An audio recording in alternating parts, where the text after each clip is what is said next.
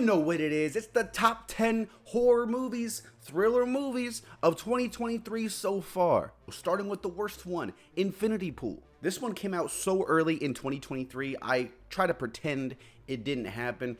And the worst part about this movie too is like it had potential. It's a cool premise, but it kind of gets reduced to like orgy. I think Alexander Skarsgård is pretty cool in the movie, and so is Mia Goth. It's a very different role for Alexander Skarsgård in particular, but again, it's a hard movie to watch. It's a tough sell, and I don't think that going to that length of vulgarity was worth what they did. Up next is Megan. Again, another movie that came out super early in this year. Megan's, it's like a very generic horror movie. It's Chucky, but she's a robot. I like Allison Williams actually as an actress, and I thought the little girl, I thought she was really good too. But you know, it's just nothing special about this one. It's a movie where it's like, it's not like dank enough to where we can laugh at it, and it's self-aware. It takes itself a little too seriously. I think this could be a Chucky situation to where we get more sequels and it takes itself less and less seriously, and that might help this franchise. Up next, I have Insidious 5. This one hurt because I really wanted this movie to be lights out, you know, bada bam, 10 out of 10, but it's not. It's more like a 5 out of 10. Dalton and his dad, that was good stuff. That was good stuff, but it wasn't enough. And I think that it's a shame that the final entry in this franchise kind of just turned out a kind of a movie, kind of a formulaic jump scare machine. Sound drowns out. Everything's quiet. Bam! Gotcha!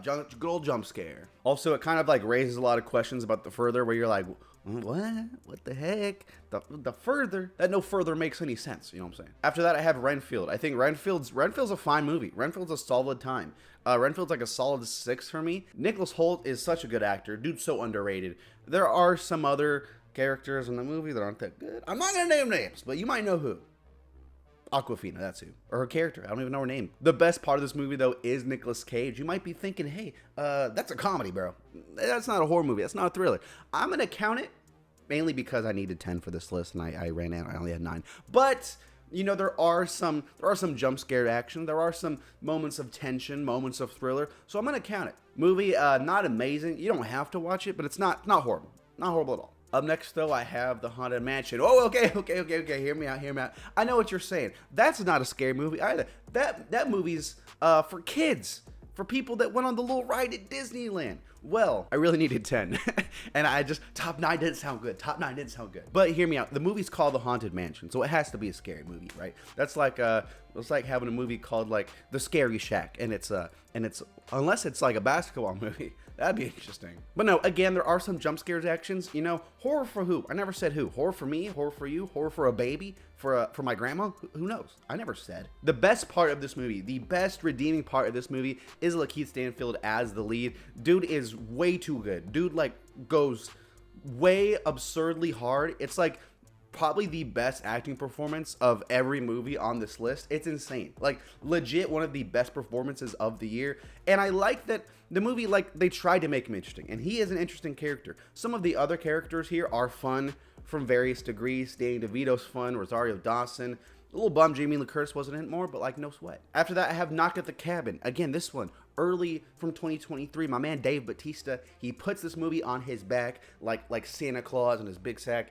And I'm committing to the analogy. Okay, I can't stop now. Bautista throws this big sack over, right, and he goes, I'm gonna carry the F out of this movie. Dave Bautista is so good in this movie. The whole cast is actually really good. Rupert Grint freaking crushed it. Jonathan Groff, the whole cast went awesome. It's a fun mystery with some fun characters. I like this one. After that, I have Scream. I love Scream. Scream would be number 3 if it wasn't for the film's ending. Again, the cast was really good in this one. Melissa Barrera, Jenna Ortega, sensational, fantastic, dynamic. And I liked how they portrayed Ghostface in this one. He's a lot more aggressive. He's a lot, I think, scarier in his offense. But the movie does have some flaws, a few slip-ups that hold it back a little bit. But again, this one's a very solid slasher. After that, I got Beau Was Afraid. This movie at its peak is just insanity, but acted in the best way possible. Joaquin Phoenix, one of the best actors of our generation, and the rest of the cast is really cool too. I think that the more space I get on this movie, the more I like it, the more I'm able to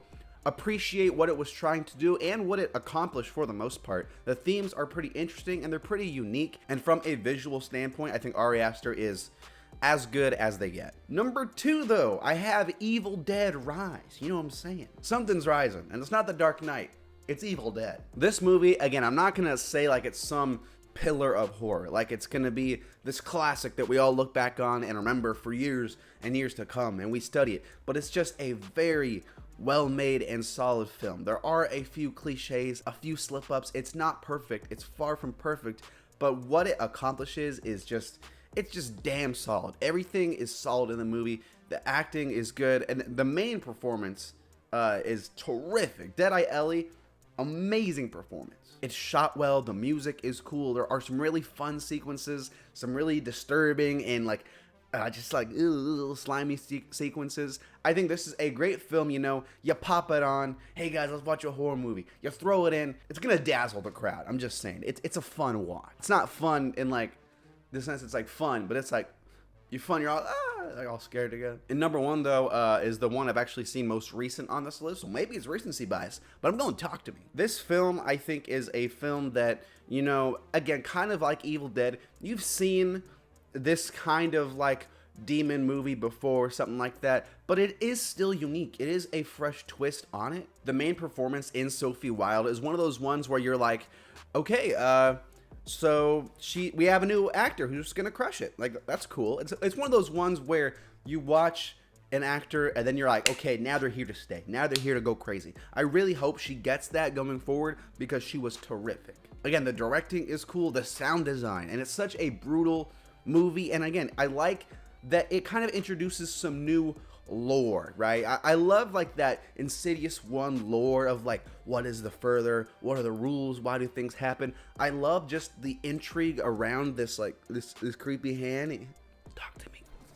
And like all that stuff, it's sick. It's really sick. For this year too, it's like as good as I think it might get, because it's been a solid year, and I'm not really sure what else comes out this year as far as horror. In a few days, I'm gonna do the best animated movie, so make sure you stick around for that.